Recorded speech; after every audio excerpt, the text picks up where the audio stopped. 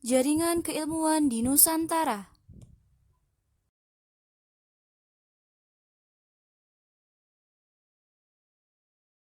Terbentuknya jaringan keilmuan di Nusantara. Perkembangan pendidikan dan pengajaran agama Islam di Masjid Kesultanan sangat ditentukan oleh dukungan penguasa. Para ulama juga difungsikan sebagai pejabat negara, memberikan pengajaran agama Islam di masjid negara dan di istana sultan. Kerajaan Samudra Pasai berfungsi sebagai pusat studi Islam di Nusantara.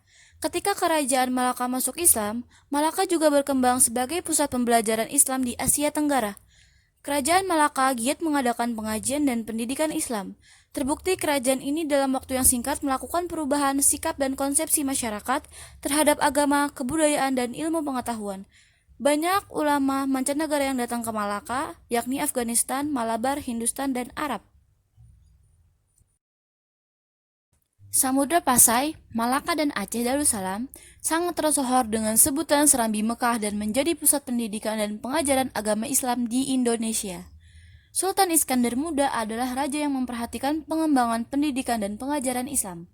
Ia mendirikan Masjid Raya Baitur Rahman dan memanggil Hamzah Al-Fanzuri dan Syamsuddin As-Sumatrani sebagai penasihat. Melalui pengajaran Abdur Rauf As-Singkili, telah muncul ulama Minangkabau, Syekh Burhanuddin Ulakan atau disebut sebagai pelopor pendidikan Islam di Minangkabau, dan Syekh Abdul Muhyi Al-Garuti yang menyebarkan Islam di Jawa Barat. Pada abad ke-17, Banten sudah menjadi pusat ilmu pengetahuan Islam di Pulau Jawa. Pendapat Martin van Brunesen. Pendidikan agama cukup menonjol ketika Belanda datang untuk pertama kalinya pada tahun 1596 dan menyaksikan bahwa orang Banten memiliki guru-guru yang berasal dari Mekah.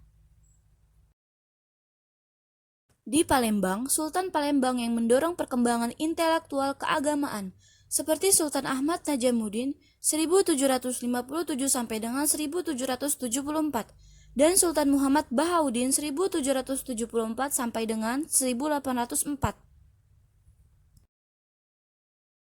Terdapat dua hal yang mempercepat proses pengajaran Islam, yaitu proses penggunaan aksara Arab dan bahasa Melayu sebagai pemersatu atau disebut lingua franca. Di Nusantara, masjid yang berada di pemukiman penduduk dikelola secara swadaya oleh masyarakat, menjalankan fungsi pendidikan dan pengajaran untuk masyarakat umum. Disinilah terjadi demokratisasi pendidikan dalam sejarah Islam. Peranan wali dalam pengembangan Islam. Hamzah Fansuri, seorang guru besar dari Aceh, beliau adalah penulis produktif yang menghasilkan karya risalah-risalah, keagamaan, dan prosa Islam. Selain itu, aktif menulis karya-karya tentang tasawuf. Hamzah Fansuri menguasai bahasa Arab, bahasa Parsi, juga menguasai bahasa Urdu. Paham tasawuf yang dibawanya adalah Wujudiyah.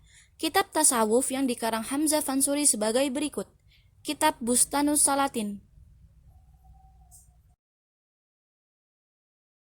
Abdurrauf bin Al-Jawi Al-Fansuri Al-Singkili menyiarkan tulisan kaligrafi di kalangan masyarakat.